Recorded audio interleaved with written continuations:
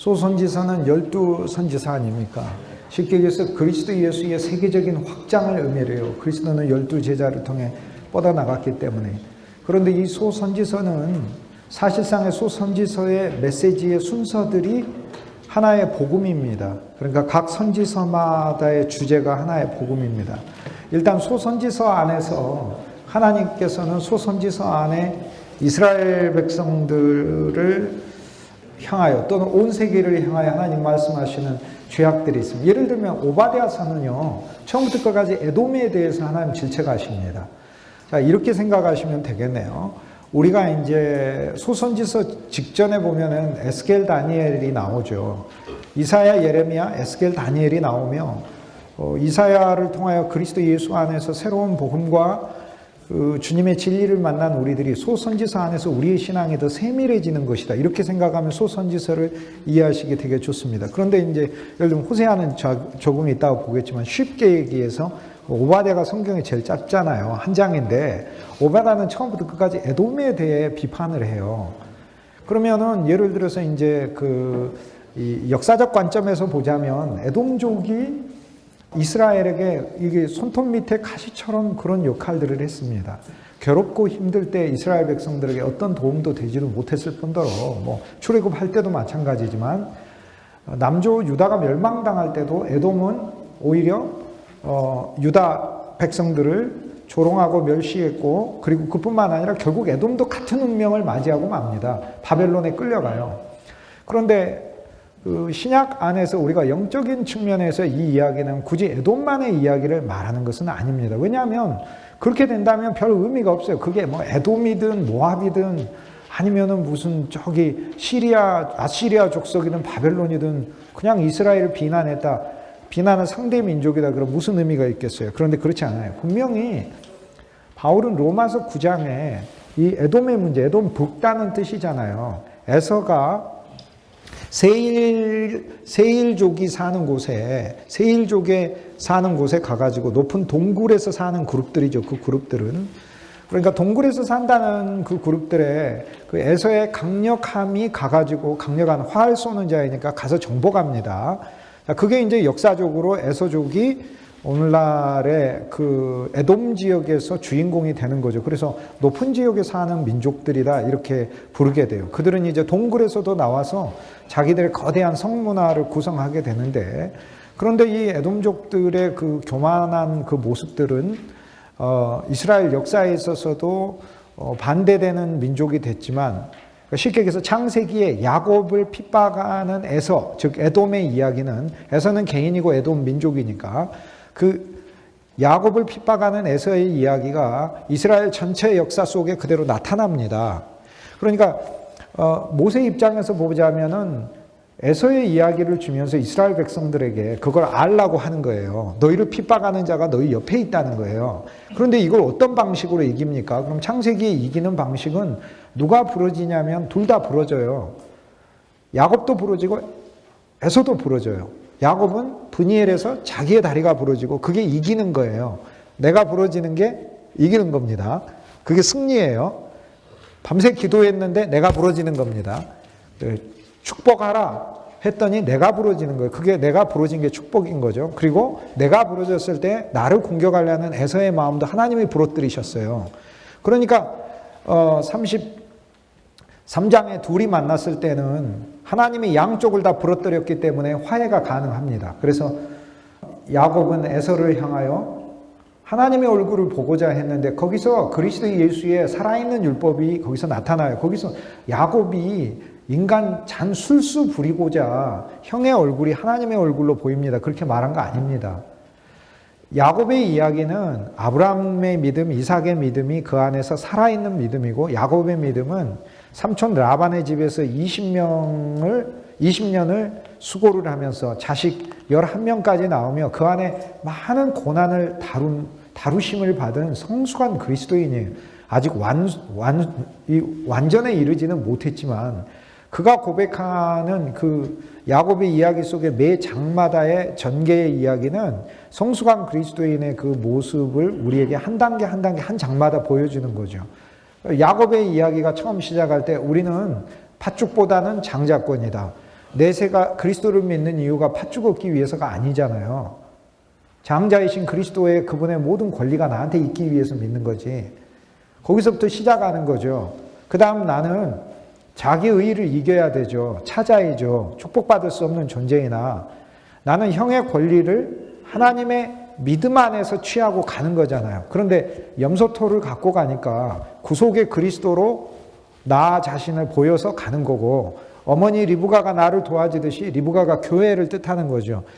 구약에서 어머니가 나오고 호세아서에 너의 어머니는 음녀다 그럴 때 그건 이스라엘 회당과 이스라엘 성전을 가리켜요.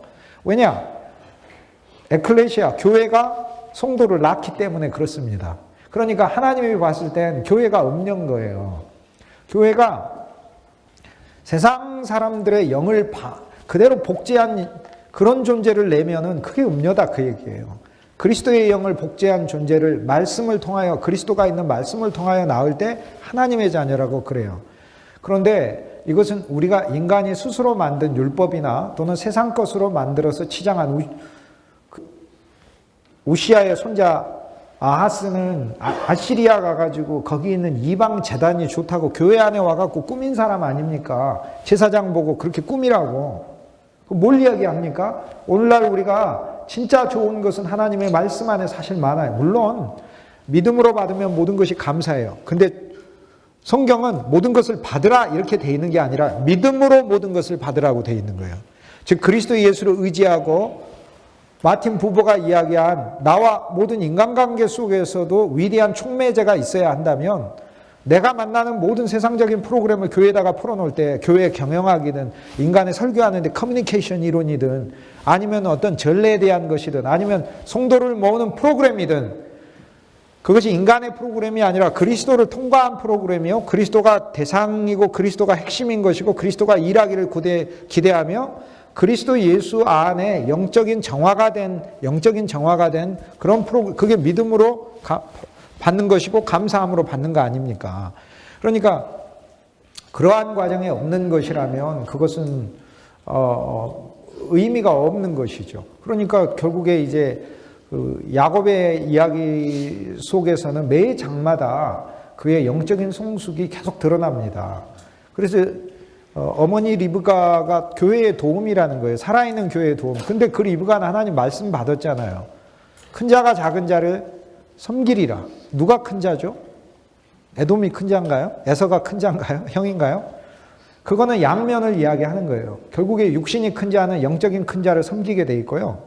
영적으로 큰 자가 사실 진짜 육신이 큰 자를 또 섬겨요. 보세요. 누가 섬기는지 교회 안에서. 믿음 없는 사람이 믿음 있는 사람을 섬깁니까? 믿음 있는 사람이 믿음 없는 사람을 섬기는 것이지. 그러니까 에서만 야곱을 섬긴다는 예언이 아니에요. 하나님은 에서가 야곱을 섬기리라 그렇게 말씀 안 하셨어요. 큰 자가 작은 자를 섬기리라요. 그거는 정말 육신적으로 내가 컸을 때 이것이 구원과 자유를 얻으려면 정말 작은 자이신 그리스도를 섬겨야 된다는 걸 얘기를 하고요. 그래야 내가 해방을 받아요. 그것이 바로 아버지 야곱이 에서에게 해주는 축복이에요. 너의 목에서 멍에가 풀어지리라. 너가 그를 진정으로 섬기게 되었을 때 풀어지는 거예요. 그 다음 거꾸로 영적으로 큰 자가 영적으로 작은 자를 섬겨요. 그때 우린 진짜 사랑하게 되는 거예요. 그런데 그 비전을 그 하나님의 말씀을 리브가가 가졌잖아요. 쉽게 얘기해서 교회가 이 비전을 가졌다 이 말이에요. 교회가 이 비전을 가지고 키워내는 하나님의 자녀가 야곱인 것이다. 그 얘기인 거죠. 그 야곱은 팥죽을 좋아하는, 그러니까 결국 교회 안에는 두 영이 우리의 심령을 탈취하고, 그러니까 어떤 성도는 에서고 어떤 성도는 야곱이다. 그런 육신적으로 구분하려고 하지 말고 우리 안에 있는 야곱의 영과 에서의 영이 와서 우리의 심령을 탈취하려고 오는 것이다. 이렇게 보시면 되겠어요. 왜냐하면 예수님의 말씀에 복음으로 깨끗하게 했는데 더러운 영 7영이 온다고 하는 거니까. 그러니까 결국에 우리는 육신적으로 이 사람은 야곱이네, 이 사람은 에서네 이렇게 구분하는 게 아니라 내 영이, 내 심령이 에서의 영이냐 야곱의 영이냐를 말씀은 얘기하는 것이죠. 어쨌든 간에 매 장마다 교회의 비전을 보는 것이고, 창세기 28장 가면 베델의 비전을 보는 것이고, 베델의 비전 안에서도 굉장히 세밀하잖아요. 돌베개, 내 안식이 되는 그리스도를 누리고 그 위에서 내가 자고 그리고 그걸 세워서 기둥 삼는 거 아닙니까?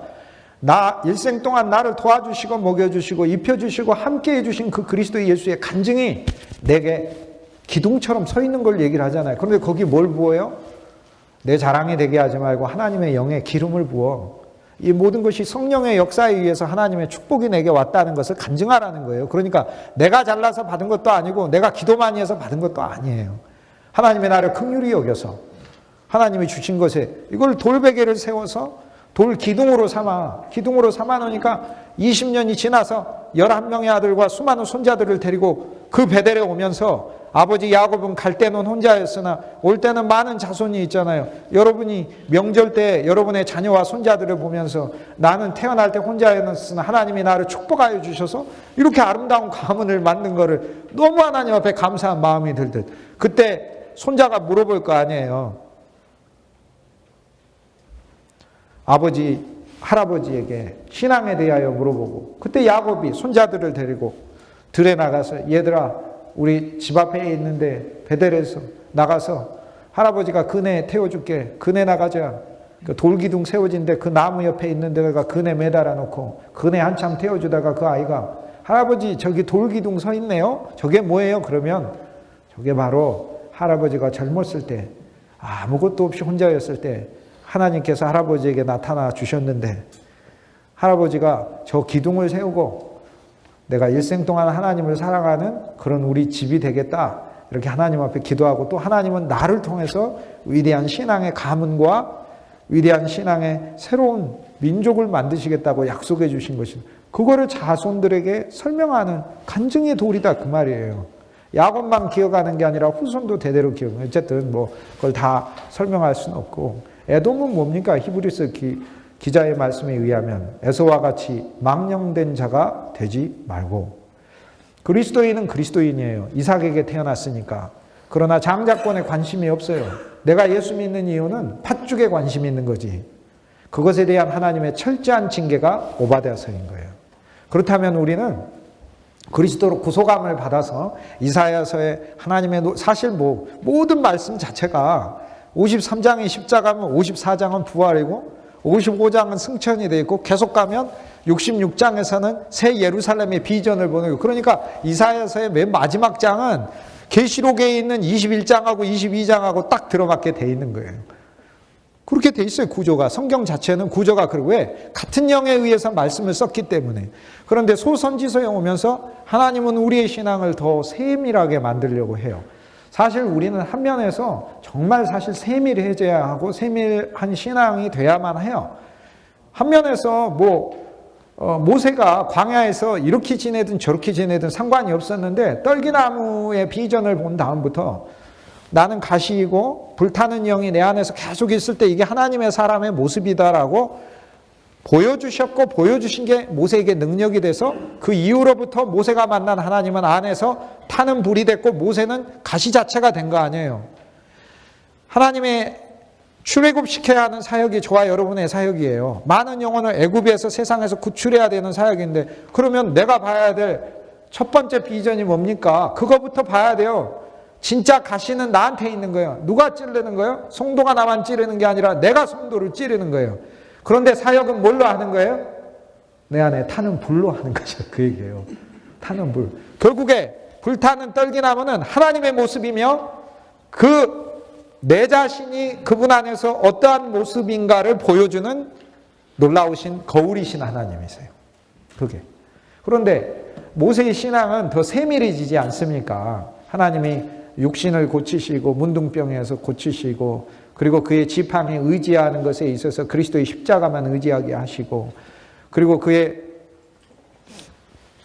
그가 보는 세상이라는 게 하나님이 이미 심판하셨고 나의 강 벌겋게 만드시는 그것을 체험한 이 세 가지에 대한 또 다른 세 가지에 대한 인식을 가진 지도자가 돼서 출애굽시켜야 되는 사람은 세 가지를 가져야 돼요. 나는 원래 문둥병자나 그리스도의 영원한 생명이 내게 들어와서 나의 육신 자체를 언제나 주님을 의뢰할 때 나를 새롭게 하시는 하나님의 은혜를 매일매일 체험하는 거죠. 여러분은 새벽기도 하니까 즉시 체험하시는 거예요. 물론 새벽기도 안 한다고 체험하는 건 아니에요.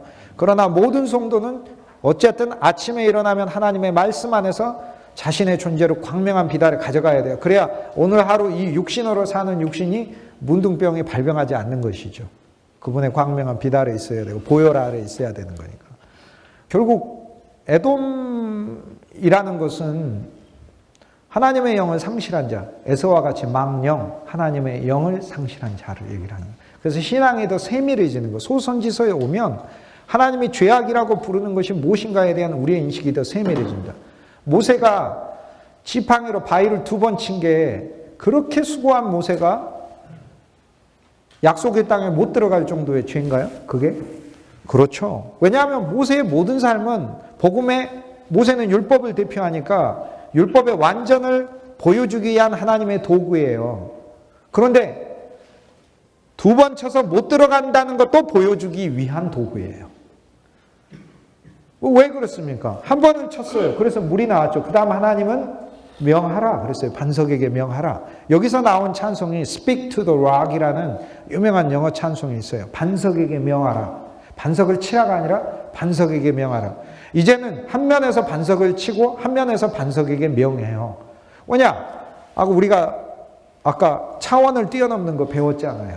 우리에겐 동시적으로 역사예요. 그리스도 예수께서 산돌이신 그리스도 예수께서 율법의 매를 모세의 지팡이에는 율법의 매를 맞으셨죠. 예수님 율법을 안 지켜서 맞았어요. 우리가 안 지킨 것을 그리스도가 육신이 되시면서 우리가 되셔서 그리스도가 우리의 안 지킴이 그분의 안 지킴이 되신 거예요. 그러니까. 그래서 그분이 율법의 매를 맞아 갈라지시며 거기에서 생명의 물을 내시고 구속의 피를 내셔요. 그래서 우리를 그분 안에 피할 바위 안으로 그분 안으로 들어가시면서 만세 반석이 열린 거 아닙니까? 그래서 우리가 들어가고 창에 허리 상하여 물과 피를 흘리니 그것이 내게 효염되어서 영원한 생명을 주고 영원한 구속과 영원한 그분의 사죄를 누리는 것이죠. 정결하게 하는 것이죠. 그게 바로 그 찬송이에요. 그런데 그 다음부터는 어떻게 하는 거예요? 우리는 주님께 말하는 거예요. 왜? 그리스도와 우리의 관계는 그분이 율법에 매맞으면 다른 한 면에서 하나님의 지혜 안에 언약이기 때문에 언제나 우리에게 풍성하게 내시니까. 그러니까 주 예수여 라고 부르는 순간 주 예수님은 내 안에서 생수를 내셔야만 해요. 그럼 그분의 일이에요. 안 내면 그분이 문제인 거예요. 제가 주 예수님 하고 불렀는데 주 예수님이 생수를 내셔야만 해요. 안 하면은 그분의 잘못인 거예요, 이게. 그게 언약이라는 거예요. 언약은 나만 지켜야 돼. 나는 부르라고 하셨고 나는 찾으라고 하셨어요, 그분이. 그러니까 내 인생은 부르는 인생이요, 내 인생은 찾는 인생에 바로 그 언약 아래에 있어요. 우리는 언약해버렸기 때문에 불러야 하고 찾아야 해요. 그런데 부르고 찾는 자에게 응답하시겠다? 언약하신 거예요. 모든 성경의 말씀은 언약이거든요. 언약을 어긴 자가 죽는데 주님은 어길 수도 없고, 첫째 본성상 거짓말이 안 되시는 분이시고, 두 번째 언약을 했으니까 어길 수도 없고 세 번째 살아있어서 이것을 지키고 싶어 하시고, 네 번째 그분의 본성 자체가 언약을 뛰어넘어서 아예 정말로 주고자 하는 본성이 있어요.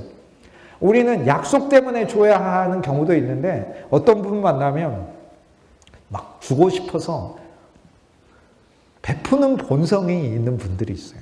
그렇잖아요. 많은 분들 그런 게 있죠. 목사님들 특히 그런 아름다운 마음을 가지신 분들 많잖아요. 그냥 그게 하나님의 마음이에요. 근데 그것이 언약하고도 결부되어 있다는 거예요. 은혜의 언약이란 대가 없이 그냥 주겠다는 거예요. 그냥 은혜니까. 은혜의 언약은 은혜로 주는 거고, 은혜를 주는 거고, 은혜 안에서 주는 거고, 은혜가 역사하도록 주는 거죠. 주 예수님 안에서 오바댜서는 에돔족에게 말씀하시는데 우리의 신앙이 더 세밀하여져서 진리 안에서 특히 복음을 전하는 우리들이 하나님의 말씀 안에 더 정결해지고 더 정밀해지고 더 공교해져야 되죠. 우리의 말씀은 우리의 신념 안에 있어서 그냥 칼 뽑아서 아무렇게나 베면 귀 자릅니다. 안 들어요. 그러니까 안 듣는 거예요. 그거는 회복이 없냐? 있어요. 예수님이 다시 성도의 귀를 붙여주기 전에는 안 돼요. 그래서 어설프게 율법의 칼로 휘둘렀다가는 사람의 귀만 베는 것이라 안 됐습니다. 그러나 주 예수의 말씀이 세밀한 그 말씀에 완악한 마음을 도려내서, 완고한 마음을 도려내어 하나님과 화해하고 하나님을 좋아하고, 그래서 하나님과 멀어졌던 마음이 한 주일에 예배를, 여러분이 말씀을 증거하는 그 예배를 드리면서 그 예배 가운데 놀라운 하나님을 만나고 매혹적인 하나님을 만나고 비밀의 신비의 하나님을 만나며 하나님을 더 좋아하게 되는 것, 하나님과 더 가까워지려고 마음을 먹게 하는 예배.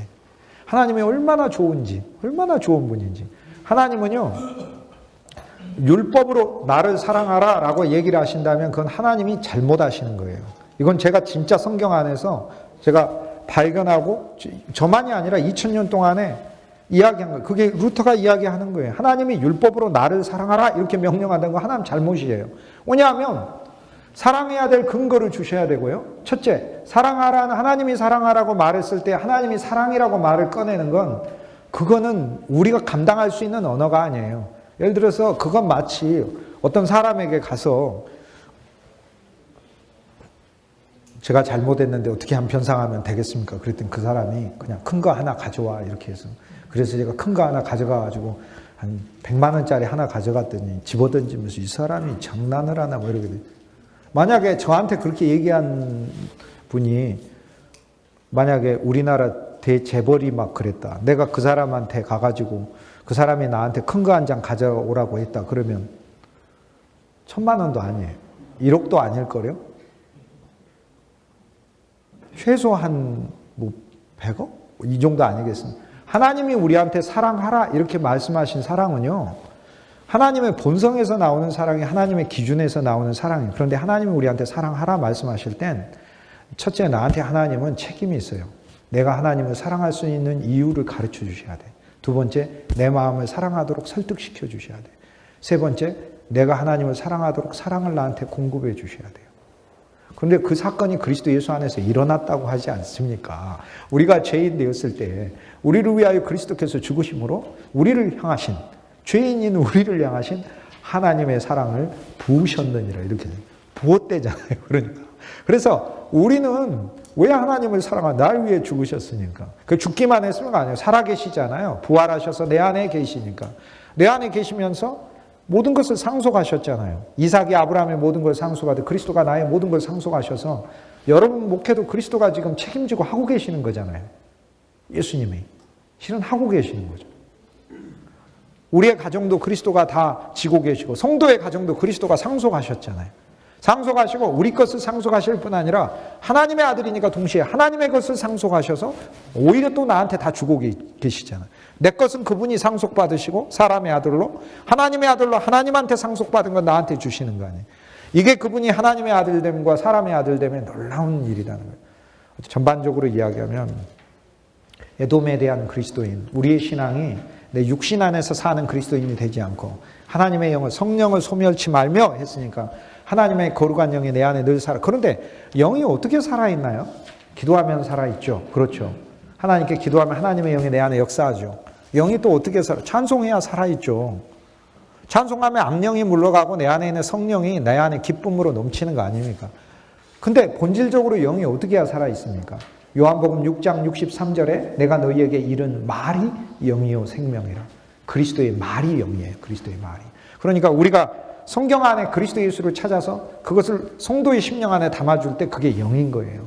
성령 충만은 말씀 충만인 거예요. 그러니까 우리가 수도 없이 수십 년간 들었던 성령 충만이 말씀 충만인데, 율법의 말씀 충만이 아니라 주 예수를 발견하고 주 예수께 감사하고 주 예수를 사랑하는 말씀의 충만이 바로 그것이 성령 충만인 것이죠. 에돔에 대한 걸 알았습니다. 즉, 말씀이 영이라는 말에 좀 오해가 있을 수 있겠네요. 오해 없어요. 말씀이라는 건 절대 오해 없어요. 영이라는 건 성령님을 의미하죠. 하나님이에요. 삼위일체적으로 항상 생각하시라고요. 그러니까요. 네. 말씀이 성령님은 아닙니다. 말씀은 영이라고 얘기를 하고 있잖아요. 자, 제가 말씀을 드릴게요. 요한복음 6장 63절. 첫째, 여러분이 읽으시는 성경에, 여러분이 오해를 하고 계시는데, 여러분이 읽으시는 성경에 성령이라고 되어 있는, 신약 성경에 나와 있는, 또는 신구약을 합쳐서 성령이라고 되어 있는 성령 단어의 80%는 성자가 없어요. 그냥 푸뉴마토스예요. 80%가 넘어요. 85% 정도 돼요. 그러니까 20번이 쓰여졌으면 한 번 정도 하기야 푸뉴마토스고 로마서의 전부다. 예를 들어서 우리가 외우죠. 누구든지 그리스도 예수 안에 있는 자에는 결코 정죄함이 없나니 이는 생명의 성령의 법이 그리스도 예수 안에서 죄와 사망의 법에서 너를 해방할 성령 성자가 없어요. 이해가셔요? 요한복음에서 처음에 하나님이 먼저 등장합니까? 뭐가 등장합니까?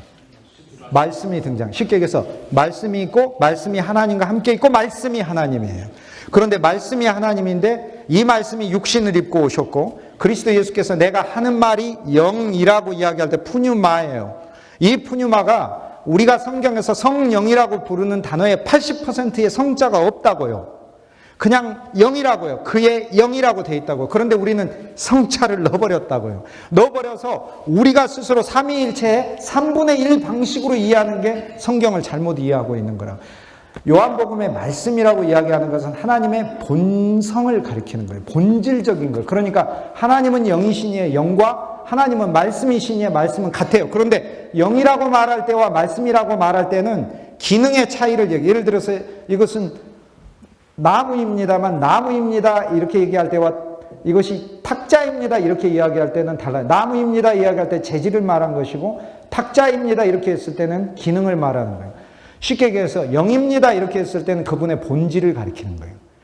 그리고 말씀입니다 이렇게 얘기했을 땐 그분의 본질이 우리에게 어떤 관계인지를 의미를 하는, 그분은 표현되기를 원하시고 오시기를 원하시고 이해되시기를 원하시고 그분이 스스로 설명하시는 분이시고 그분이 나타내시는 분이시고 그분이 계시하는 분이시고 그분이 교통되는 분이시라는 것을 뜻하는 하나님의 본성을 가리키는 단어예요. 말씀이란 단어 자체가. 그러니까 우리가 생각하는 문자적인 의미 아래서의 말씀 그 차원을 뛰어넘는 단어예요. 그것이 바로 말씀이며 말씀이 육신을 입었을 때 그가 바로 그리스도이신 거예요. 그러니까 그래서 말씀이 육신을 입고 이 땅에 와서 장막을 치신 게 그게 바로 그리스도 예수예요. 그러니까 그리스도 예수는 말씀이라고 얘기할 때 인간의 말씀 정도가 아니라 로고스라는 이 말씀은 하나님의 본성 안에 있는 만물을 창조하시는 창조성을 가지신 하나님의 본질 자체를 말씀이라고 불러요. 근데 이것을 영이라고 불렀을 때는 또 다른 특질을 이야기해요. 쉽게 얘기해서 어떤 것을 이야기하냐면 눈에 보이는 가시성에 근거하지 않는다는 것을 가리켜요. 초월성을 의미를 해요. 예를 들어서 이것은 저나 다 이것은 영이 아니에요. 영이 아니라고. 쉽게 얘기해서 이거는 물질이잖아요. 이건 제한성을 가지고 있고 이건 소멸성을 가지고 있어요. 하나님이 영이시다 이렇게 얘기를 했을 때는 제한성과 소멸성과 한시성을 뛰어넘는 영원성 자체, 불변성 그리고 모든 존재를 존재케 하시는 기본을 가리켜요. 그러니까 하나님이 말씀인 것과 하나님이 영인 것은 너무 감사한 거예요. 양쪽이 다 그분이 어떤 것인가를 그분의 존재를 우리가 이해할 수 있도록 하나님이 표현하시고 설명하시는 단어들이에요. 그러니까 요한복음 6장 63절 이것은 2000년 동안 붙들어온 거예요. 그래서 종교개혁을 말씀의 개혁이라고 부르는 거예요. 말씀이 바로 영 자체예요. 그러니까 우리가 말씀이라고 하는 건 저와 여러분이 이야기하는 내 말을 이야기하는 게 아니고요. 저와 여러분의 소리 안에 말씀이라고 하는 하나님의 본질이 들어있다고요. 그 본질이 바로 영이라고요. 그러니까 이것이 바로 요한복음 6장 63절에 그 영은 지금 우리가 흔히 하는 성령이 아니라고 말씀하시죠? 아니 성령이라고요. 성령인데 성령이라고 부르는 단어의 성자의 4분의 3, 80%는 성자가 없다고요. 신약 성경에. 그러니까 그냥 영이에요. 영. 하나님의 영이라고. 삼위 하나님이신 그분을 그냥 말씀이라고 얘기해요. 자, 삼위일체에서 3분의 1을 가리키는 게 아니라 한 분이 온전하신 하나님이에요. 3분의 1씩이 모여서 하나를 이루는 게 아니라고요. 그러니까 성령 하나님은 영 하나님이에요. 그러니까 예를 들어 그리스도가 영이고 하나님 아버지가 영이고 그럼 성령이 따로 영이고 이게 아니라는 거예요. 아버지와 아들 안에 있는 영이라는 그 본질이 우리에게 왔고 이 영이 하나님이시라는 거예요. 그리고 이 영은 거룩의 영이라는 거예요. 그런데 거룩의 영이라고 쓰인 단어 자체가 성경에서는 소수예요. 한 20%가 안 돼요. 그냥 그의 영이에요. 그의 영. 그러니까 그의 영인데 신약에서는 거의 대부분 그리스도의 영을 가리켜요. 그 그리스도 안에 하나님의 영이 충만히 있고 이 하나님의 영을 오늘 우리가 성령이라고 불러요. 삼위일체를 믿으세요. 성령 안에 그리스도가 오시고 아버지가 오셔요. 그래서 성령은 누구를 보여요? 그리스도를 증거해요. 성령 충만한 사람이 그리스도를 말하지 않으면 그 악령 충만이에요. 절대 성령 충만 아니에요. 성령 충만은 그리스도를 말할 수밖에 없어요. 그리스도를 생각할 수밖에 없고 주 예수보다도 귀한 것은 없네 찬송이 저절로 나올 수밖에 없어요. 왜? 성령은 그리스도의 영이라니. 그러니까 우리가 성령이라고 부르는 단어의 80%는 성자가 없다고 해요. 그의 영이라고 해요. 로마서 8장 9절 그리스도의 영이라고 해요. 그리스도의 영. 그리스도 안에 있는 충만한 영을 우리가 성령이라고 부르는 거예요. 근데 이것이 그리스도의 영이라고 해요. 그러니까 이것이 삼위일체의 신비예요. 무슨 얘기냐면 삼위삼체를 믿은 게 아니고 우리 안에 골로새서 1장 27절 그리스도 예수가 우리 안에 계신다고 해요. 그럼 그리스도 예수가 우리 안에 있을 때 육체로 있는 게 아니에요. 성령을 통하여 계시는 거예요. 그런데 성령을 통하여 계신다는 그 통하여 계시고 성령 안에 계신다는 그 말은 엄밀히 이야기하면 성령이 아니에요. 성자가 없으니까 그의 영을 통하여 그의 영 안에서 계신다. 결국에 그리스도 예수는 우리 안에서 영으로 계시며 영 안에 계시고 어떤 영이냐? 어둠의 영도 아니고 사탄의 영도 아니고 인간의 영도 아니라 하나님의 영으로 하나님의 영 안에 하나님의 영과 함께 있어요. 그러니까 요한복음 1장 2절의 진술이 우리가 우리 안에 이해하는 모든 하나님의 존재 방식의 정답이에요. 말씀은 하나님과 함께 있고 말씀은 곧 하나님이죠. 그러니까 이 뒷부분을 믿으셔야 돼요. 말씀은 곧 하나님이죠. 그래서 이거는 성경 자체가 하나님이라는 그런 의미가 아니에요. 바로 그거예요. 나를 본 자가 아버지를 보았고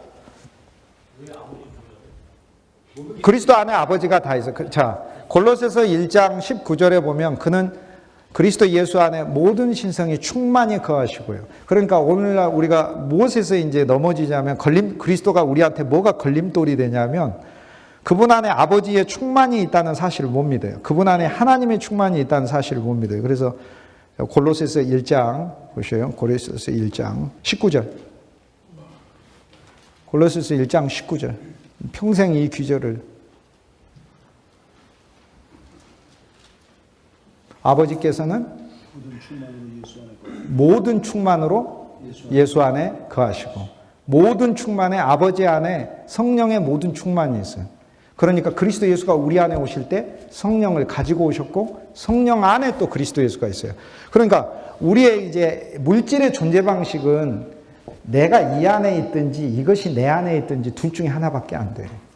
그런데 물질의 차원이 아니라니까. 아까 제가 선과 면을 이야기했잖아요. 선하고 면은 질적인 어떤 비교 자체가 안 되는 거예요. 그러니까 쉽게 얘기해서 우리 물질계에서는 내가 그 안에 있든지 걔가 내 안에 있든지 밖에 안 돼요. 그런데 하나님과 우리의 영원성의 만남에 있어서는 요한복음 14장에 사중 상호내재가 나오는 거예요. 아버지가 내 안에, 내가 아버지 안에, 또 너희는 내 안에, 나는 너희 안에. 이 놀라운 연합이 있어요. 이 사중 연합이라고 그래요. 이것이 바로 그 우리가 살고 있는 이 물질적 한계를 뛰어넘는 하나님의 영적 개념이다라는 거예요. 결국 오늘날 우리가 이 말씀을 읽을 때 이 말씀 속에 말씀이 있어요. 그게 그리스도이고 그게 하나님이에요. 그런데 그게 그리스도라는 의미는 뭐예요? 그게 하나님이라는 이야기는 결국에 말씀은 내가 한 말이 아니고 요한이 한 말이에요. 요한이 말씀이 하나님이라고 했어요. 그러니까 그 천국에 가셔서 요한한테 따지세요. 말씀. 그러니까 그 말씀이 하나님이라고 했어요. 그리고 말씀이 육신을 입고 왔다고. 결국에 말씀은 하나님이고 말씀이 육신을 입고 왔는데 예수 그리스도네.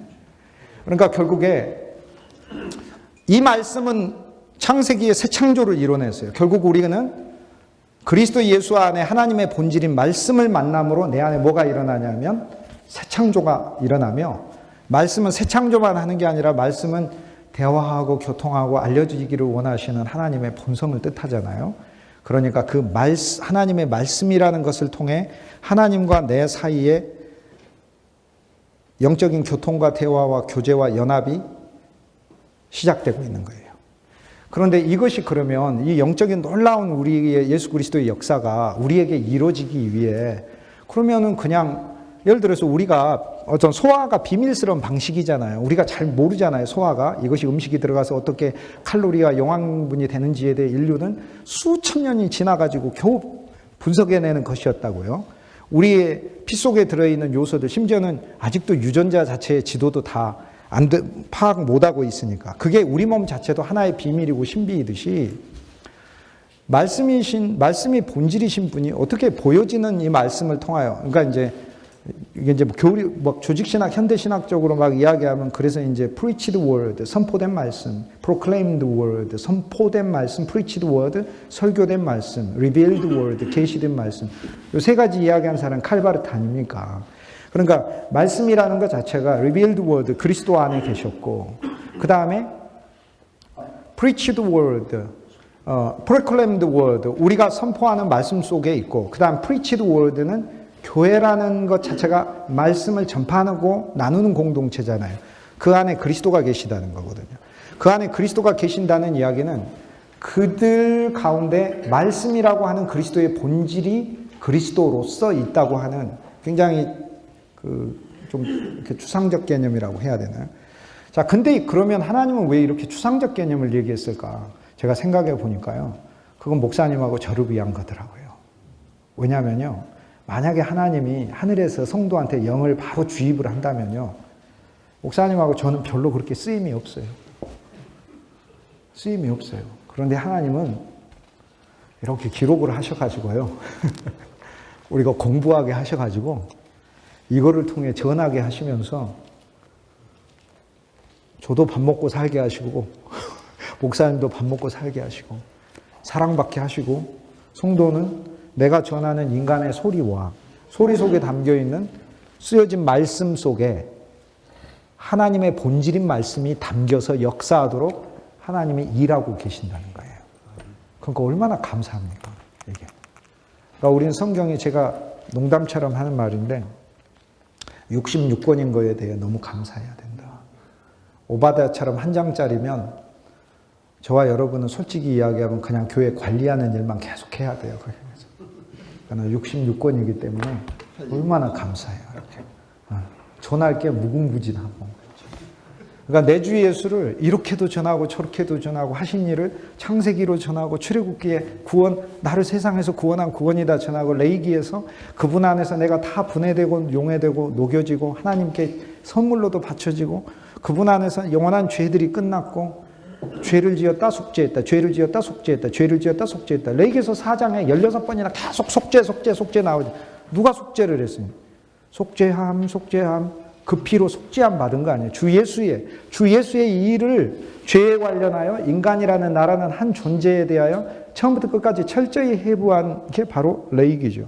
그 갈라디아서예요. 그러니까 쉽게 얘기해서 민수기는 그리스도인이 비전을 가지고 이 세상을 살면서 삶의 다양한 여정 가운데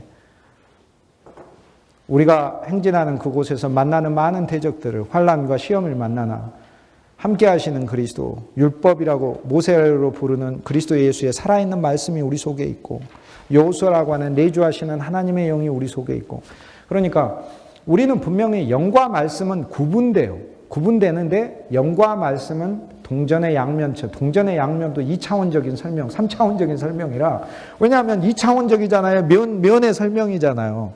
아까 제가 이야기한 건 차원을 뛰어넘는 연합이라니까. 제가 여기 있지만은 4차원적인 눈을 갖고 저를 보시면 지금 저와 좀 전에 과거의 저와 미래의 저가 같이 보여요. 이렇게.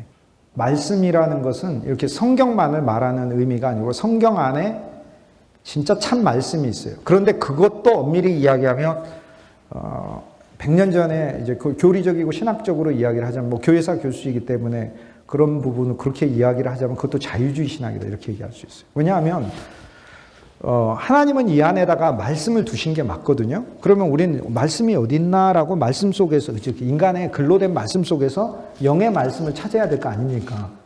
그렇게 되면 그러면 어떤 게 영의 말씀이고 아닌 거죠? 그게 자유주의 신학이다 그 말. 그럼 구분을 누가 해요? 내가 할 거 아닙니까? 이성으로. 그래서 그렇게 하는 게 아니고 창세기부터 계시록까지 마지막에 전체가 영감으로 무한 영감으로 가득한 책이다.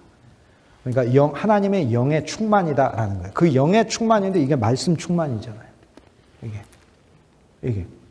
그러니까 이거 외에 다른 거를 막 들이대가지고 성경을 아닌 다른 걸로 만들려고 하면 우리는 이제 그건 아니라고 하는 거죠. 그거는 가짜가 되는 거죠. 자, 그러므로 우리는 이제 그 말씀이라는 단어 속에 하나님의 본질을 이야기를 해야 봐야 된다. 그리고 영이라는 것 속에서 만물을 만든 게 영 아닙니까? 그런데 만물을 영이 말씀으로 만드는 거죠. 그러니까 말씀은 곧 또 하나님인 거예요.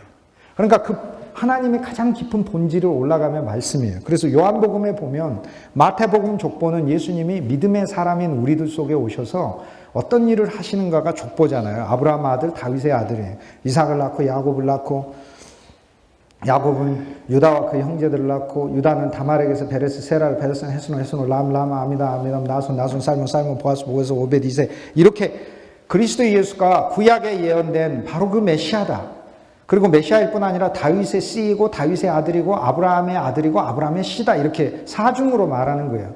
왜냐하면 누가복음은 여인의 후손이죠. 뱀의 머리를 밟으실 자고 참인성을 주실 자지만 아브라함에게 있어서는 아브라함한테 약속한 그 놀라운 복과 아브라함의 그 믿음과 아브라함의 인생과 아브라함을 선물하러 아브라함의 아들로 우리한테 오셨다고 하니까.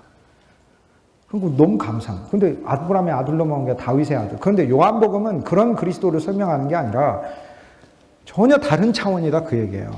그 설명하며 실은 뭐라고 하냐면 우리 가운데 육신으로 왔다고 그래요. 하나님이. 말씀이 육신이 됐대요. 그런데 그 말씀이 육신이 된 분 안에 가장 이 육신이 된 성육신하는 분 안에 봤더니 은혜가 충만하고 실제가 충만하대. 그래서 은혜와 실제가 하나님의 본성이에요. 그래서 실은 요한복음에 있어서는 이렇게 좀 위에서부터 설명하는 거를 제가 이렇게 위로 올라갑니다. 위에서 설명은 사실상 그냥 말하기는 더 쉬운데 제가 저희 차원에서부터 예수 그리스도가 하나님께 어떻게 연결되는가를 지금 요한이 설명하고 있는 거예요. 육신이죠. 봤더니 은혜가 충만하죠. 실제가 충만하죠. 더 봤더니 그 안에 빛이 충만하죠. 그 빛이 무엇인가라고 봤더니 그 빛은 생명이었죠. 그 생명이 무엇인가 봤더니 하나님이었죠. 그 하나님이 무엇인가 봤더니 말씀이다 그겁니다. 근데 그게 하나님이라는 겁니다. 그러니까 다시 얘기해 볼게요. 그럼 위에서부터 태초에 말씀이 있어요. 이 말씀이 하나님보다도 더 먼저 나오는 하나님의 기원의 본질인 거예요. 그러니까. 그리고 말씀이 하나님과 함께 있고 하나님인 거예요. 그런데 이 말씀이 육신을 입고 왔으니 결국 그리스도는 말씀이시며 육신으로 오시기 전에 말씀으로 계셨으며 말씀으로 있는 이 말은 이 3차원적인 한계를 갖고 소멸성을 갖고 사는 인간의 말 정도의 말이 아니라 만물을 창조케 하고 생성케 하고 만물을 붙들고 계시고 만물 안에 생명 자체와 빛을 넣으시는 바로 그 말씀이라는 거예요. 그러니까 이분이 육신을 입고 오신 것이다라는 거예요. 그런데 바로 그 말씀이 하나님의 한 본질이라는 거예요. 그러므로 결국 태초에 말씀이 계시니라 말씀이 하나님과 함께 있고 이 말씀은 하나님이시니라 만물이 그로 말미암아 지은 바 되었으되 말씀이신 하나님 그가 없이는 된 것이 없느니라. 그 안에 생명이 있었나니 이제 생명이죠. 이 생명은 사람들에게 와서 비추는 빛이라. 그러니까 결국 이 빛이 우리에게 왔을 때 어둠이 이기지를 못하는 거죠. 깨닫지 못하고 깨닫지 못하는 이기지 못한다는 뜻이에요. 이기지 못하죠. 그런데 우리가 그 안에를 자세히 봤더니 결국 율법의 빛, 세례 요한의 빛과는 전혀 다른 빛이다. 그래서 세례 요한 얘기가 나와요. 우리가 인간적으로는 세례 요한은 등불조차라. 그런데 이 빛은 저 태양빛과도 비교할 수 없는 심지어 태양빛은 우리를 소멸성으로 가져가요. 우리가 빛을 쏘이면 쏘일수록 우리란 존재는 소멸해요. 그러니까 너무 놀라운 빛인데 소멸시키는 빛인 거예요. 어떤 면에서. 그런데 물론 이제 균도 죽이는 빛이지만 우리를 늙게 하는 빛인 거거든요.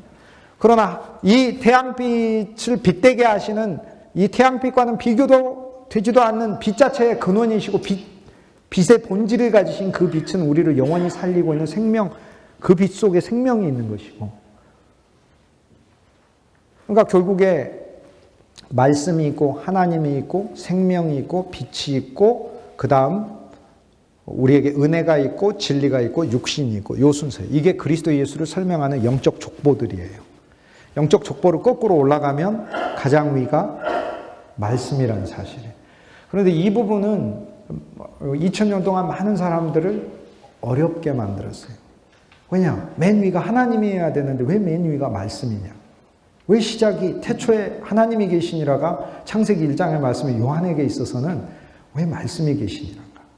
그것은 요한이 그리스도 예수를 만나고 그리스도 예수와 함께 있으면서 그리스도 예수 안에 계신 아버지의 본질에 대하여 받은 계시이기 때문에 그래요. 쉽게 얘기해서 우리가 하나님이라고 부르는 그 하나님보다도 더 깊이 있는 하나님의 본질은 하나님 속에 있는 말씀이라는 거예요.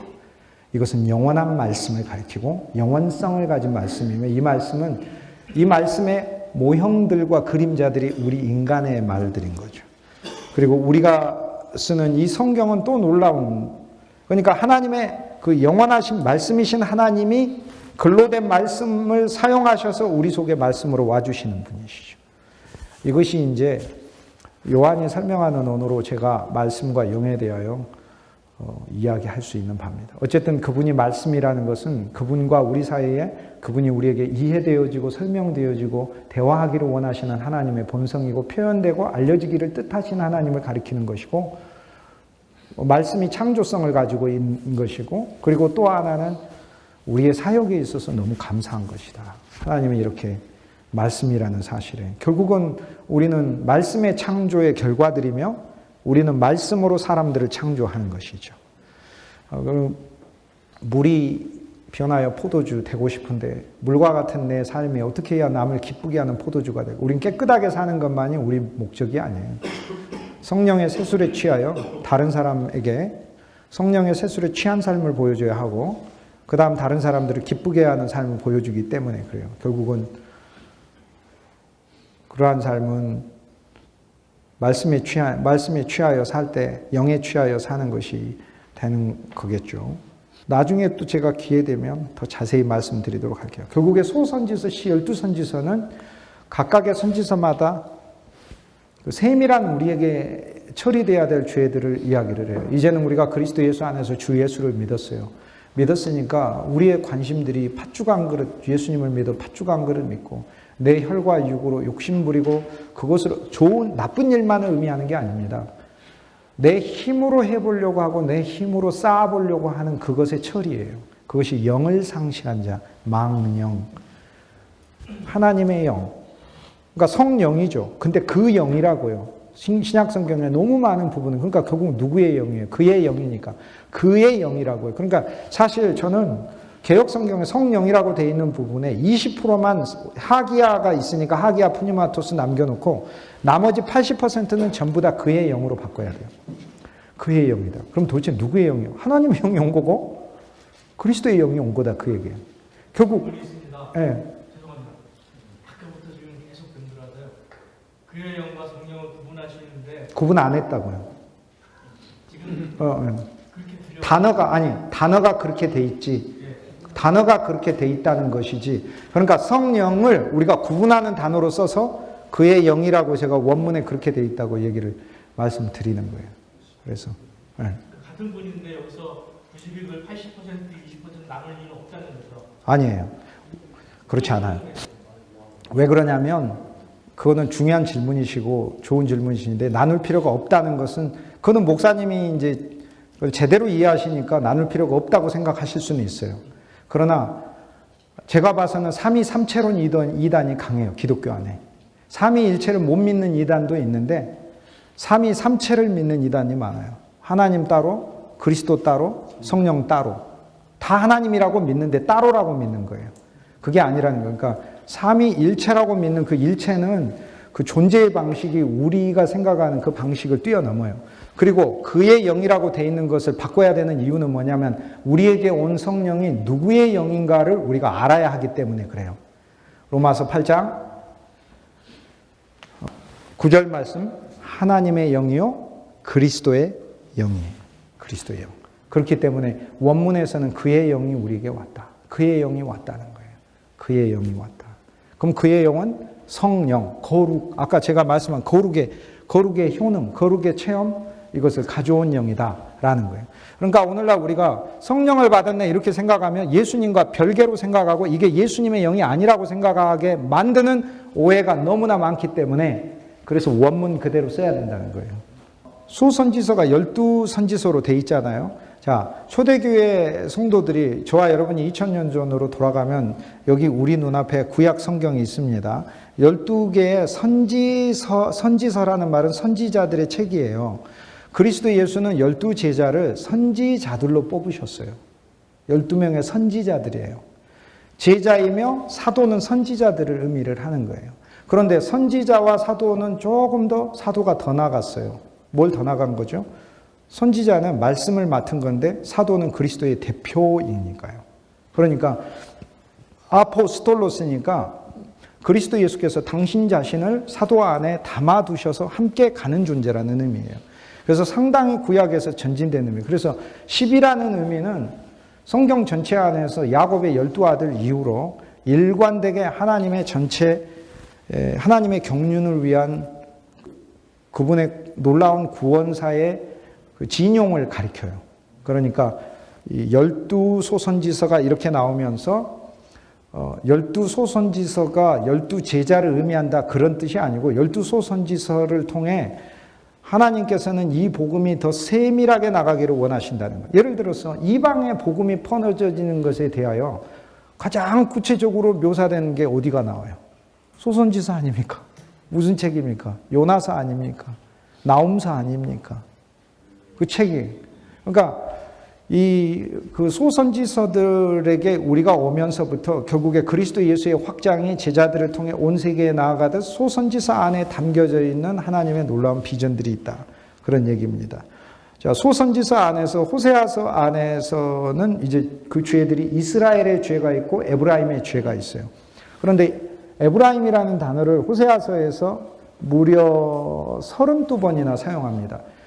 구약 성경, 신약 성경 통틀어서 에브라임이라는 단어가 제일 많이 나오는 이 책이 바로 호세아서예요. 호세아서. 그런데 왜 에브라임의 죄인가? 자, 아까 오바댜에서는 에브라임이 아니고 에돔의 죄입니다.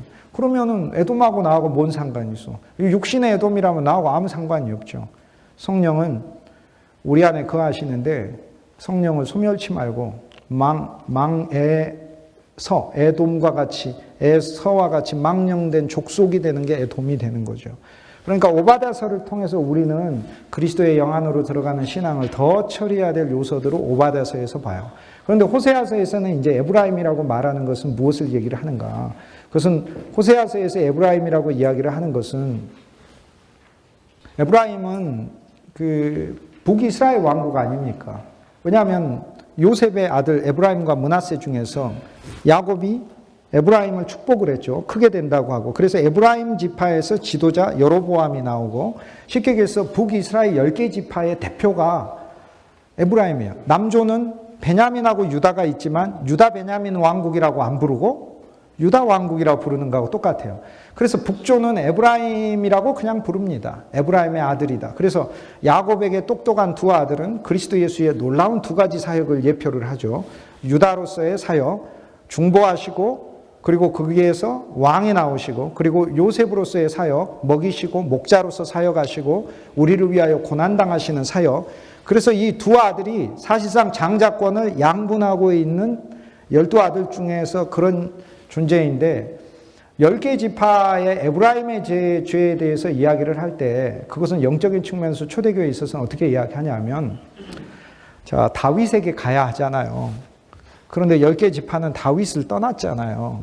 에브라임의 죄다 이렇게 부르는 건 뭐를 의미하겠습니까? 쉽게 얘기해서 하나님의 경륜은 호세아서 1장 맨 마지막 절에 보세요. 호세아서 1장 맨 마지막 절에 보면 11절에 유다 자손과 이스라엘 자손이 쉽게 얘기해서 유다의 후손과 이스라엘 자손 에브라임이 함께 모여 한 우두머리를 세우고 그렇죠. 그래서 그리스도 예수를 한 머리로 삼아 모이는 것이 이것이 비전인데 그러면 구약의 경륜 아래서는 다윗 왕조가 영원하다고 하셨으니까 호세아는 이스라엘이 하나님을 믿기는 하나 하나님의 이스라엘을 세우신 목적은 각자 흩어져서 분열돼서 사는 것이 아니고 쉽게 얘기해서 한국교회나 우리 교회들이 각자 성도들이 서로 분열돼서 사는 것을 하나님은 원치 아니하시고 참 다윗이신 다윗의 왕조를 세우는 일에 우리의 관심과 목적과 비전이 있기를 하나님 원하신다는 거죠. 그래서 에브라임의 죄들이다 이렇게 부르는 것은 무엇을 이야기하냐면 하나님을 믿기는 믿어요. 그런데 우상을 섬기는 것만 말하지 않아요. 왜냐하면 남조도 우상을 많이 섬기니까 그래요. 그러니까 에브라임의 죄는 어떤 죄가 있냐면 하나님의 경륜에서 벗어난 죄예요. 그게 죄예요. 하나님의 목적이 뭐예요? 저와 여러분이 하나님 목적에서 예수 믿게만 하는 건가요? 저와 여러분의 하나님께서 여러분들의 교회를 세우신 이유가 그 교회를 통해 단지 많은 사람이 예수 믿게만 하기 위해서 세운 건가요? 그거는 우리가 머물고 있는 숙소일 뿐인 거예요. 그리스도는 그리스도의 몸으로 짓기를 원하시는 거 아닙니까? 쉽게 얘기해서 한 우두머리이신 그리스도 예수를 머리로 삼아 하나로 지어지기를 하나님은 바라시는 건데 에브라임의 죄는 뭐예요? 이 경륜에 관심이 없어요. 그러니까 신앙생활을 해도 내가 그냥 교회 왔다 갔다 하는 것이지 내가 이 성도들과 함께 주 예수의 사랑 안에서 옛날 성경 번역으로 하자면 상합하고 연락하여 한 몸으로 지어지는 것에 대한 비전이 없는 자들인 거예요. 그게 에브라임 족속인 거예요. 그게. 그래서 그 구약의 소선지서에 나와 있는 이 모든 부분들은 이제 제가 나눠드린 그 교재 속에서 낭의의 기본적인 부분이 돼 있는 어떤 책인지 보면서 말씀드릴게요. 어떤 귀절이든지 그것이 주 예수님 안에서 영적인 적용이 되는 귀절로 봐요. 그래서 우리는 특히 호세아서에서 이스라엘 죄, 유다 죄 모든 죄들을 다 얘기해요. 호세아서는 한 가지 죄들만이 아니에요. 모든 죄들에 대하여 다 이야기를 하는데 그런데 특히 에브라임의 죄에 대하여 하나님은 민감하게 여기신다. 그 에브라임의 죄는 하나님의 경륜과 목적을 보지 못한 죄다라는 겁니다. 말씀 안으로 더 들어가 봅시다. 그러면 1장 1절에 우시야, 요담, 아하스, 히스기야가 유다 왕으로 있을 때 호세아가 예언자로서 사역을 했다. 자, 이 네 왕들이 나오는데 유다 왕이죠. 그 다음 곧 요아스의 아들 여로보암. 요아스의 아들 여로보암은 북조 이스라엘이죠. 그래서 북조 이스라엘에서는 가장 그 광개토 대왕처럼 뛰어난 통치를 한 여로보암 2세를 가리킵니다. 여로보암 2세가 왕이 됐을 때 그때 호세아가 하나님의 말씀을 전했다.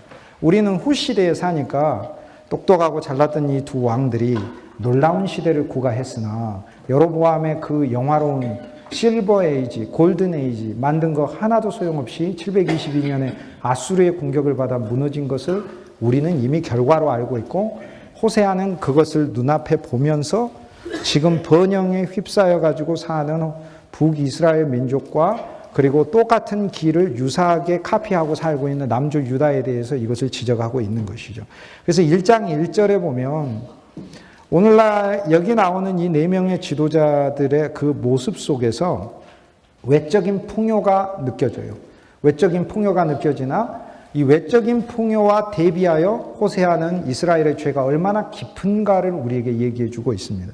1장 1절을 통해서 우리는 여기 나오는 그 이 왕들이 실은 열왕기와 1장에서 15장 사이에 나오는 1장에서 15장 사이에 나오는 그 사건들이에요. 심지어는 열왕기상 후반부의 아합 왕의 이야기들까지도 여기 포함돼서 그러니까 호세아서 1장은 열왕기상의 뒷부분과 열왕기 하에 있는 15장, 16장, 17장까지 해서 거의 20장, 열왕기 상하의 20장에 걸친 내용을 사실 한 귀절에다가 담아놓은 이야기예요. 그러니까 우리가 어떤 정조임금 그러면 막 정조임금의 그 역사적인 많은 게 들어있죠. 단종과 세조 그러면 그 두 단어 속에 많은 사건이 숨어 있듯 오늘 우시야, 요담, 아하스, 히스기야 이렇게 얘기를 할 때 이 우시야의 영화, 그 다음에 요담의 아버지의 그 부를 잃어버린 것, 그 다음 아하스는 완전히 쇠락하고 처참하게 만든 왕이죠. 그 다음 히스기야는 그 어려운 상황에서 하나님을 붙드는 그 네 왕들의 모습들이 여기가 나오는 것이죠. 1장 1절에서 전반적으로 남조와 유다의 풍요와 그리고 하락을 예고하고 있는 모습이다. 그걸 얘기합니다. 그런데 호세아는 북이스라엘 왕국 선지자인데 왜 남조 유다 왕을 4명이나 얘기를 했을까요? 그게 이제 1장 1절을 보면 우리가 의문을 가지고 풀어야 되는데 그것은 좀 전에 제가 설명했던 에브라임의 답이 있습니다. 무슨 얘기냐면 북조 이스라엘은 에브라임이잖아요. 에브라임은 에브라임으로 있으면 안 돼요. 다윗에게 가야 하거든요. 예루살렘에 가야 하거든요. 그러면 물질적 예루살렘이 아니라 사실 그들은 물질적 예루살렘으로도 가야 했어요. 그래서 통합왕국을 이루어야 했어요. 다윗 왕조 믿음 안에서 세워야 했어요. 하나님은 분열되는 걸 원치 않으셔요. 그런데 분열을 너도 좋고 나도 좋다 하는 연합의 분열이 아니라 하나님은 다윗 왕조를 통한 하나됨을 얘기를 하는 거예요. 쉽게 얘기해서 오늘날 우리 교회가 그냥 당신도 나도 하나 되자가 아니고 갈라디아서 3장 29절, 골로새서 3장 11절에 보면 유대인이나 이방인이나 헬라인이나 또는 종이나 자유자나 부자나 가난한 자나 남자나 여자나 다 하나인이라가 아니고 그게 아니에요. 성경 그렇게 돼 있지 않아요. 유대인도 아니고 헬라인도 아니고 종도 아니고 자유자도 아니고 부자도 아니고 가난한 자도 아니고 다 하나인이래요. 그러니까 이 아니고의 체험이 그리스도 예수 안에서 십자가와 부활을 통해 경험하는 거예요. 쉽게 얘기해서 부자하고 가난한 사람이 하나 되는 게 교회가 아니에요. 부자는 부자가 아니게 되는 거고 가난한 자는 가난한 자가 아니게 돼요. 그 안에 뭐가 있게 되는 거예요? 영원한 촉매제. 그리스도 예수가 그 안에 양쪽의 생명으로 있어서 생명을 통하여 하나 되는 것이 하나님의 비전이라는 거예요. 그러니까 에브라임은 이 비전을 잃어버린 것이다 라고 얘기를 하는 거죠. 호세아서에 있어서 죄는 하나님께서 하나님의 비전을 여기서 이야기를 해주시면서 결혼이잖아요. 혼인이잖아요. 영원한 혼인이 바로 하나님께서는 이스라엘 백성들을 하나의 신부로 삼기를 원하시고 그 신부의 비전을 잃어버린 것이 또 죄라고 이야기해요. 그러니까 훨씬 더 소선지서에서는 그 이전에 보았던 그 하나님의 율법을 어기는 그런 정도 차원이 아니라 죄의 개념이 훨씬 더 세밀해지고 정밀해진다. 그걸 얘기를 합니다. 호세아서에서는 첫째 율법을 무시하죠. 율법은 생명의 법이니까 우리 안에 온 그리스도의 생명을 우리가 무시할 때 이것이 죄라는 거예요. 그러니까 하나님의 생명의 새 법이 있는데 이것을 그 다음에 우상 숭배하는 것도 죄죠. 그런데 우상을 숭배하는 것만이 죄가 아니라 음행한다는 것은 그것을 내 영을 거기에다 팔아버린 거 아니에요. 내 영을 세상에 팔든지 내 영을 나의 철학에다 팔아버리든지 내 영을 지식에 팔아버리든지 돈에 팔아버리든지 이것이 음행이 되는 거죠. 그러니까 호세아서에서의 죄의 부분은 훨씬 더 민감해진다 이렇게 얘기를 할 수 있습니다.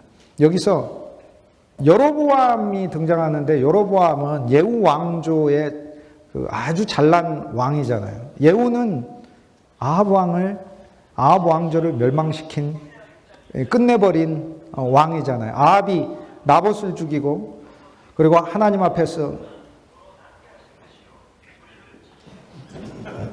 이제 끝날 때가 돼서 그런 것 같아요. 1절만 제가 풀고 우리는 그 호세아서 1장을 볼 때 그 이제 남유다 왕을 명시하고 북이스라엘의 여로보암 왕을 이야기할 때는 역사적으로 동시대 당연하죠. 790년 둘 다 790년이니까 같은 시대 왕이 우시아하고 여로보암이 거기에다 초점을 맞춰. 그렇죠. 그렇게 하는데 네 왕을 기록한 이유가 무엇이냐면 이것이 정통성이기 때문에 그래요. 그래서 북이스라엘에서 활동하는 호세아는 이것을 염두에 두면서 우리가 북이스라엘 에브라임 지파이지만 우리는 독립된 민족을 구성하기 위해 나온 자가 아니고 우리는 한 우두머리 안에 하나가 될 것이다. 그런데 누가 하나로 만들어요? 그리스도가 하나로 만드는 거죠. 그걸 얘기를 하는 것이죠. 그래서 여기에서 여로보암이라는 것은 예후 왕조를 끝낸 아합 왕조를 끝낸 예후 왕조의 가장 똑똑하고 잘난 왕입니다. 그래서 아합 왕조를 끝내고 그 다음에 예후의 아들들이 왕이 계속 됐었는데 그 중에서 북이스라엘을 강건케 한 왕이죠. 아합 왕조라 그러지 않고 오므리 왕조. 아니 근데 이제 아합의 아들들 맞습니다. 오므리부터 해가지고 4대 걸쳐서 오므리 왕조. 근데 이제 하나님께서는 오므리의 죄악이라고 부르지를 않으시고 아합의 죄악이라고 이렇게 부르시기 때문에 그리고 죄만 그런 게 아니라 아합의 가문을 멸망시키겠다고 이렇게 말씀하셔요. 그렇죠. 아합의 가문을 멸망시킨다고 할 때 아합의 아내뿐만 아니라 아합의 두 아들들도 병사하고 죽게 만드시는데 하나님은 오므리의 아들들을 죽이신다고 얘기하지 않으셔요. 아합의 아들들을 죽이고 그러니까 우리가 인간적으로 오므리부터 시작해서 오므리 왕조라고 이렇게 부르는 게 틀린 말은 아니지만 제가 이야기하는 것은 그런 차원 이상을 넘어선 것이다 라는 거예요. 그러니까 쉽게 얘기해서 남조에 있어서는 많은 왕들이 범죄했지만 하나님은 가장 분노한 왕이 하나가 있죠. 므낫세죠. 그렇듯이. 그러니까 북조에 있어서도 하나님을 가장 경록해 한 게 아합인 거죠. 그 이유는 왜 그럴까요? 엘리야라고 이야기하는 하나님의 말씀에 대하여 가장 반역하고 거역했기 때문에 그래요. 자, 그러면 이게 우리에게 복음으로 어떻게 적용이 됩니까? 적용이 되는 것은 하나님이 가장 큰 죄로 보시는 것은 참 말씀이신 그리스도 예수에 대한 우리의 완고함이 하나님 볼 때 가장 큰 죄악이다. 그건 거죠. 아합 가문이라는 말을 우리가 사용을 해야 합니다. 하나님은 아합의 죄를 묻겠다고 하셨기 때문에 그래요. 그래서 예후를 들어서 쓰실 때도 하나님은 아합의 가문을 멸종을 시키겠다 이렇게 얘기를 해요. 그래서 아합만 죽는 것을 이야기하지 않아요. 그건 잘 아실 거예요. 그거는 아합의 아들들까지도 두 아들들까지도 죽기 때문에 그렇습니다. 자, 바로 그 시대에 브에리의 아들 호세아에게 임한 여호와의 말씀이라. 자, 브에리라는 말 우물이잖아요. 브에리의 아들이다. 자, 여기에서 호세아의 삶은 무엇입니까? 그러니까 북이스라엘 왕국에게 호세아란 선지자가 보내졌다는 건 오늘 우리들에게도 보내진 선지자가 있어요. 그리스도잖아요. 그리스도가 우물의 아들로 오셨잖아요. 생명의 우물에 말씀을 길어서 우리들에게 주고 계시고 생명수 자체를 주고 계시잖아요.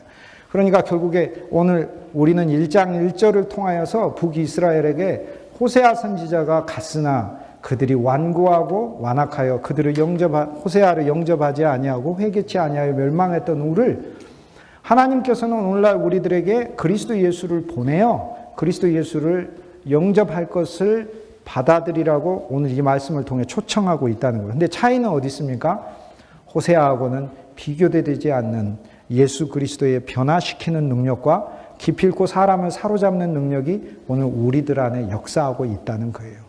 그러니까 우리는 호세아 1장 1절에서 오늘 우리들에게 오신 참 호세아이신 그리스도, 우리와 결혼하기 위해서 오신 그리스도, 말씀을 가지고 오신 그리스도, 우리의 풍요를 끝내러 오신 그리스도, 그리고 우리의 풍요 이면에 그리스도 그분을 거부하면 영원한 파괴와 멸망이 있는 것을 깨닫게 하려고 하시는 그 그리스도 예수를 사랑하고 사모해야 되는 것을 1장 1절에서 발견하며 역으로 다시 되돌리면은 우리에게 오신 그리스도는 호세아하고는 비교할 수도 없을 만큼의 변화시키는 능력과 사랑과 그분의 인내와 그분의 역사를 일으키시는 그 존재로서 우리에게 오셨어요. 그러니까 이것이 복음인 것이죠. 호세아가 그냥 회개하시오라는 마음만 얘기했다면 호세아는 십자가에 못 박히시지는 않았으나 그리스도 예수는 십자가에 못 박히신 영원하신 죽음의 사랑과 효능을 하나님의 성령을 통하여 우리 각자의 심령에 이야기하고 있기 때문에 그래요. 그래서 1장 1절에서 우리는 우리에게 온 그리스도의 임재를 보는 것이다. 이게 초대교회가 소선지서를 읽을 때 눈이에요. 그래서 북조 이스라엘 백성들의 죄악이 우리들에게는 어떤 죄악인가 이걸 보고 그 다음에 북조 이스라엘에게 호세아를 보냈듯 그리스도를 우리에게 보내신 것이고 그들에게 보낸 그 그리스도가 율법 아래서는 거부되었으나 그리스도 예수의 변화시키는 생명의 능력으로 우리를 그분 안에 품고 끌어들이고 있다. 이거를 얘기를 합니다. 그 다음 호세아에게 호세아는 구원, 여호와는 야 is salvation 아니에요. 여호와는 구원이시다잖아요. 그러니까 여호와는 구원이시다니까 예수의 이름과 똑같은 것이죠. 그러니까 쉽게 얘기해서 호세아는 멸망을 선포하지만 자기의 이름 안에서 구원을 증거하고 있기 때문에 오늘 우리들에게 있어서 구원의 이름은 무엇인가? 예수 그리스도죠. 그러니까 호세아서 1장 1절을 이야기하면서 북이스라엘 얘기하고 끝낸다는 것은 그것은 유대인 랍비가 하는 이야기하고 똑같다고요. 우리는 이 1장 1절에서 이 1장 1절을 현재형으로 적용하시고 우리를 설득하시는 예수 그리스도의 사역을 참 호세아를 우리는 만나는 것이다. 이 얘기입니다. 이 호세아에게 임한 여호와의 말씀이라. 그래서 이 호세아에게 임한 여호와의 말씀. 우리는 하나님께서 또 호세아로 사용하고 계시죠. 우리를 통해 하나님의 구원의 역사를 펼치지 않습니까? 결국에 호세아에게 임한 하나님의 말씀을 통해 그리스도 예수를 알게 하듯 오늘 우리들에게도 임한 여호와의 말씀이 무엇인가? 그리스도죠. 그리스도가 말씀이신 그리스도니까. 말씀이 육신이 됐습니다. 그러니까 오늘 우리들에게도 호세아에게 임한 여호와의 말씀이 우리들에게도 그대로 현존하죠. 그것은 우리에게 오신 예수 그리스도입니다. 그러니까 결국 우리에게 온 예수 그리스도는 골로새서 3장 11절의 모든 것이에요. 모든 것. 그리스도의 예수의 사역이 호세아서 1장에 보면 결혼하여 아들을 낳고 딸을 낳고 또 아들을 낳고 이렇게 되는데 아들의 이름은 이스르엘이라 하라. 그래서 이스라엘은 이스라엘의 가장 비호감 평원이잖아요. 그런데 이스라엘이란 말이 하나님의 씨앗이라는 자라가 씨앗이니까 하나님의 씨앗이죠. 그런데 이스라엘 안에서 하나님의 씨앗인데 이스라엘은 거꾸로 육적으로 하면 이스라엘의 가장 큰 죄악이 있는 것이죠. 이스라엘은 한마디로 물질적으로 얘기하면 북이스라엘 가리켜요. 인종적으로는 에브라임인데 이스라엘 그럼 북이스라엘이에요. 그런데 이스라엘은 아합의 범죄를 가리켜요. 아합의 범죄에서 나봇을 빼앗고자 하고 그런데 그 나봇이 포도원을 그곳에 짓고 싶었으나 그 나봇의 포도원을 빼앗아 버리죠. 결국에 그 아내는 이 땅에 오셔서 당신의 포도원을 짓고 싶었으나 결국에 그분을 죽이는 아합 같은 이들이 예수 그리스도의 생애에서 일어나게 되죠. 그리스도 예수의 죽음인 것이죠. 그런데 주님의 죽음은 옛 나봇의 죽음과는 다르죠. 왜요? 그분은 부활이요 생명이시니까.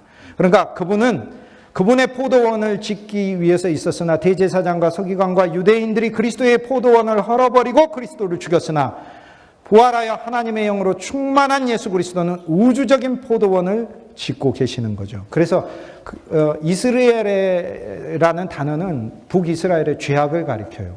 죄악을 가리키는데 한마디로 그 죄악을 어떻게 해결하느냐. 하나님의 씨가 뿌려져 해결한다는 거예요. 그러니까 아들 이스라엘을 낳고 딸 로루아마를 낳고 그 다음 아들 로암미를 낳는다는 것은 무엇을 얘기를 해요?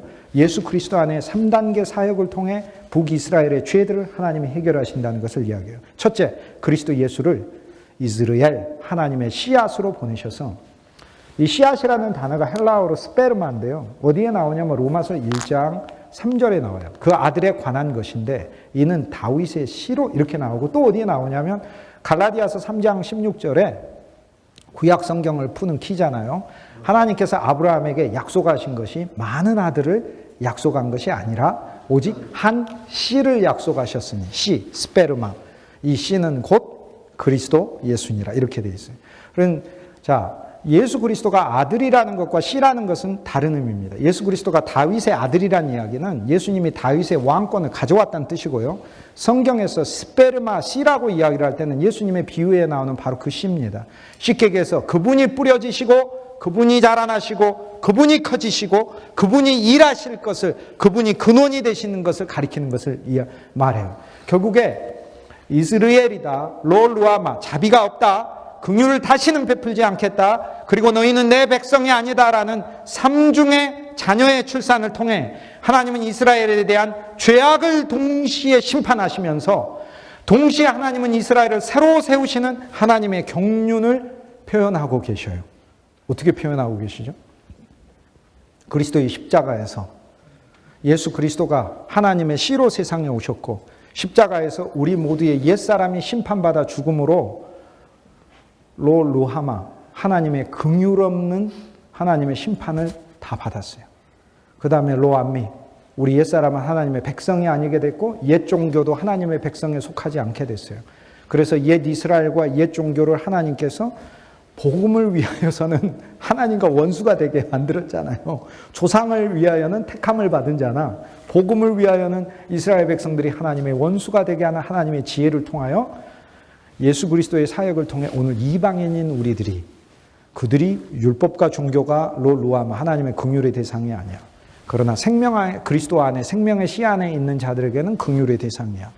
율법과 그리스도의 씨 참 나봇이시요 참 이스라엘 씨이신 예수 그리스도 그분을 죽이고 그분의 포도원을 없애버린 아합과 같은 영이 횡행하여 아합의 백성으로 돼 있고 아합을 예후가 죽였다고 하지만은 결국에 예후조차도 타락한 이스라엘의 죄가 되니까. 그러니까 쉽게 얘기해서 죄를 죄가 죽이고 죄가 죄를 낳고 이 죄의 총체적인 집적체가 이스라엘인데 이 이스라엘을 끝내는 그 하나님의 한 씨가 보내진다는 거죠. 그러니까 이게 이중적 역사죠. 그 십자가 아닙니까?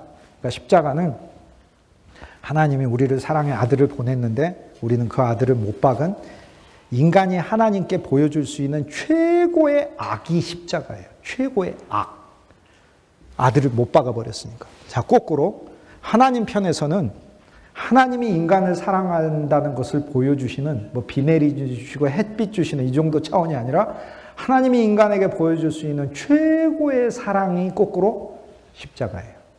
그러니까 이 십자가는 동시에 한면에 그리스도 예수와 함께 우리가 세상도 죽고 죄도 죽고 율법도 죽고 우리 자신도 죽고 모든 옛사람까지 함께 못 박아 죽고 예수님 자체도 하나님의 율법의 저주를 받아 심판을 받아 죽어야 되는 로루하마, 긍휼이 없는, 그러므로 심판의 의가 나오는 사건이요, 우리의 죄를 위하여 넘겨주신 바 됐고, 그리고 그것을 통하여 옛 백성은 끝나고 하나님이 새 백성을 일으키시는 사건들을 보여줘요. 결국에 호세아서 1장에서는 하나님께서 종교 안에 있고 율법 안에 있고 또 심지어 율법의 폐배 아래 있고 옛 신앙 아래 있고 하는 그런 자들을 하나님은 종결하시겠다. 씨를 보내 종결하시겠다. 거꾸로 하나님께서는 새로운 긍휼을 베푸시고 새로운 백성을 세우시겠다라고 합니다.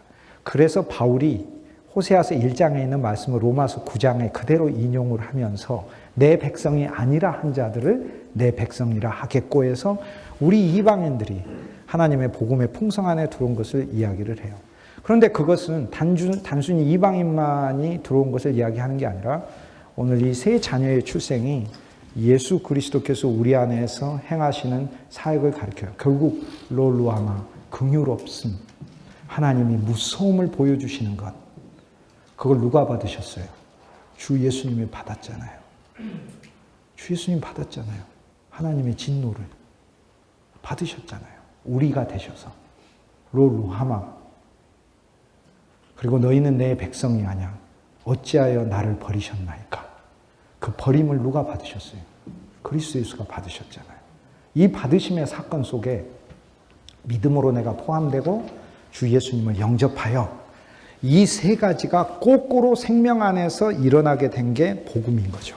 쉽게 얘기해서 거꾸로 일어났다는 이야기는 이제 내 안에 죄악의 씨가 있는 이스라엘 평원이 생긴 게 아니라 생명의 씨가 와서 하나님의 알곡을 솟아나는 새로운 영적 이스라엘이 생겼고, 이제 루아마의 심판을 거친 우리는 하나님의 긍휼의 그릇으로 선택함을 받아 그 긍휼 안에 있으며, 그리고 이제 로암미, 전에 백성이 아니었던, 이방인으로서도 백성이 아니었고 율법을 어긴 자로서도 백성이 아니었던 그들이 주 예수 그리스도를 통과하여 심지어는 유대인이든 이방인이든 아무 상관없이 하나님의 백성이 되게 하는 사건으로 만드신 거죠. 결국 예수 그리스도의 사건은요, 그러니까 백성인 자를, 율법 아래서 백성인 자를 백성 아니게 하시고 믿음 아래서만 백성인 자로 부르시는 새로운 백성의 사건이 나오는 거니까, 로암미, 암미는 백성이란 말이잖아. 로는 히브리어에서 아니다니까.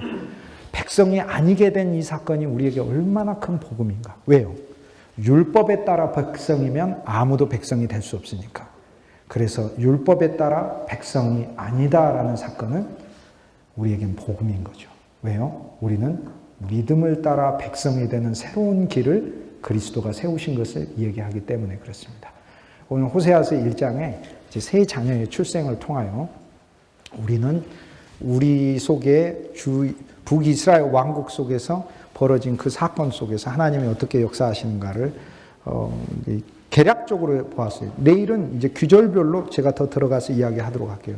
주 예수님은 우리에게 진짜 호세아로 오셨어요. 주 예수님은 우리에게 모세로도 오셨고 여호수아로도 오셨고 참 모세시고 참 여호와시고 참 여호수아시고 참 다윗이시고 참 솔로몬이시잖아요. 솔로몬보다 큰 자잖아요. 그분이 참 요나시잖아요. 요나의 표적을 보라고 그러잖아요.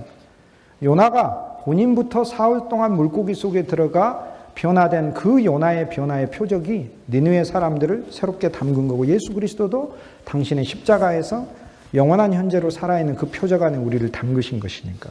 결국에 그리스도 예수는 참 호세아로 오셨어요. 참 구원이셔요. 진짜로. 근데 그분은 우물의 아들이에요.